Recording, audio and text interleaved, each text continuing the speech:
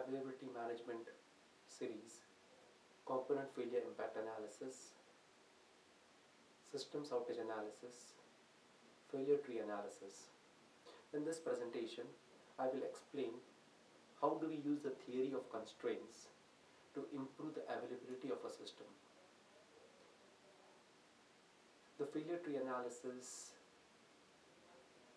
reached a conclusion that for implementing these countermeasures, this is the amount of resources that would be spent. And we have evaluated the cost of implementing the countermeasures vis-a-vis the impact on the business if the countermeasure were not implemented. Let's assume that we have $100,000, and now we need to know as to where or how do we divide this amount of money in the value chain. Before I get on to theory of constraints, let me explain the parallel and the series, because that will be an important part for theory of constraints. Let's assume that my system has an availability of 90%. So my value chain is made up of two systems, and each has an availability of 90%.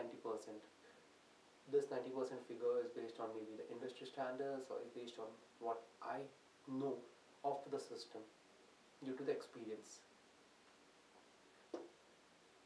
So the net availability percentage for this value chain would be 81%. Let me explain this. So let's assume that I have 100 transactions going through, and I know that only 90% of them would go through. So 10 would fail. So 90 have gone through and 10 have failed. So at this stage I have 90, and this also has a 90%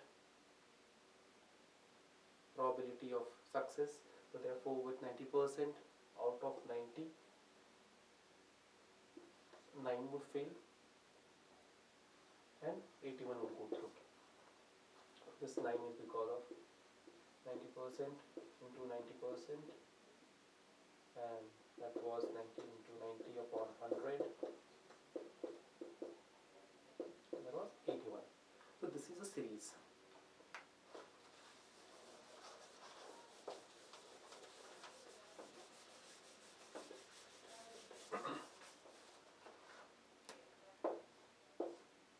Now if I wanted to improve the availability of this CI item, I could put another one in parallel,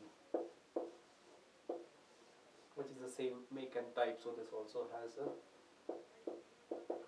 availability of 90%.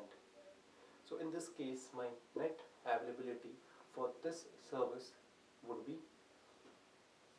out of the 100 transactions that get in, I know that 90% of the times this would run, so I would get 90 over here, and 10 would fail.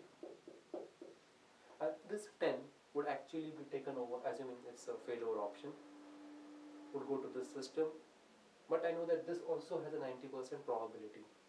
That means out of this 10, 1 out of 10 would not go through, but the balance 9 would get through. So my net availability, by having a failover option of the same make and type and the same availability, makes the system now 99% available.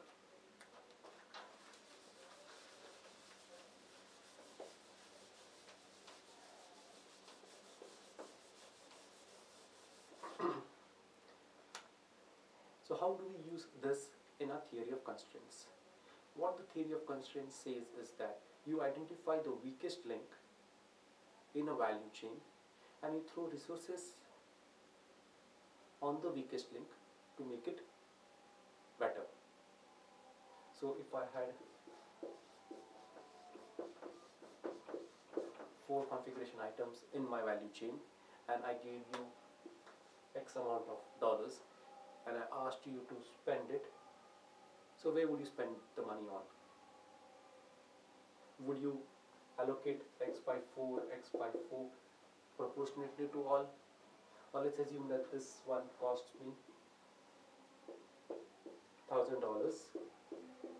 This is $10,000. This is 2,500.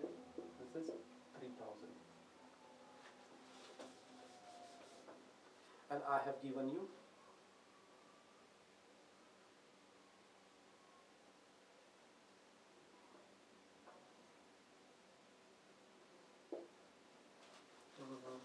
let's see, I have given you $4,000. So in the first case, should I give 1,000 to each, or out of the 4,000 should I give it to this and this, or should I give it to this? I hope you get the question. Is that if I give you limited resources and ask you to improve the availability of this service value chain, where would you use the $4,000 rationally, which helps you to increase the availability? So let's get back to the theory of constraints. And the theory of constraints says that throw the resources at the weakest link.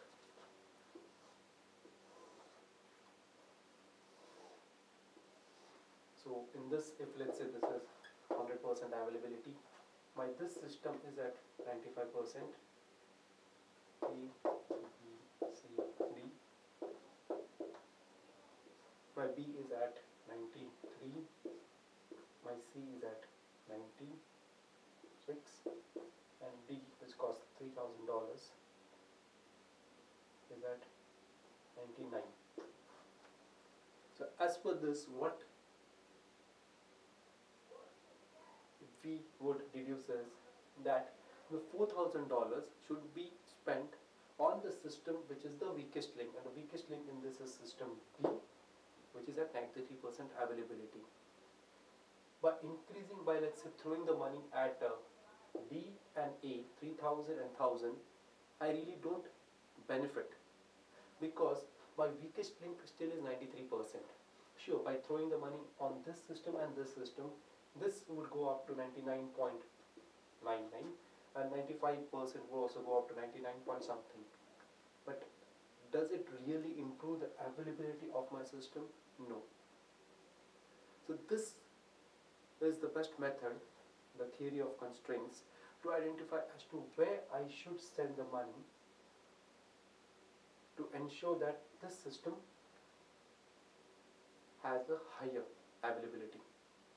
So in this case, this cost me $10,000 and I only had $4,000. So I would rather wait and add another $6,000 to improve the availability of this. If on the other hand you say that system D and system A had more probability based on experience, they have failed more than what system B has failed in the past, then what you're actually setting is that their availability is not 99%. Since they have failed more than B, that means they must be less than 93. So in which case, if these are the weakest links, you should utilize your money over here. I have seen organizations when they get the funds and they say, oh, okay, we can buy D and A, let's buy one A and one D. Has it really helped? No.